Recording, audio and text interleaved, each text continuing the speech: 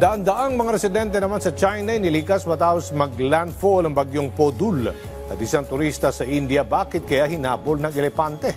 Alabin sa sentro ng balita ni Joshua Garcia.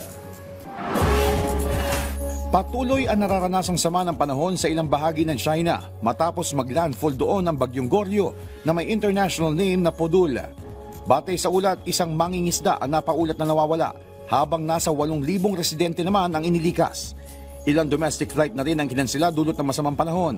Unang hinagupit ni Podul ang Taiwan bago tumawid ng China. Samantala, mahigit 5 bilyon dolyar ang inilaan ng Brazilian government para tulungan ang mga kumpanyang apektado ng trade war ng Amerika.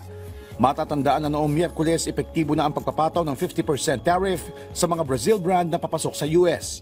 Sa nasabing aid package, ipag-uutos ni President Luis Inacio Lula da Silva ang hanggang 30 billion reais sa mga maliliit na negosyo.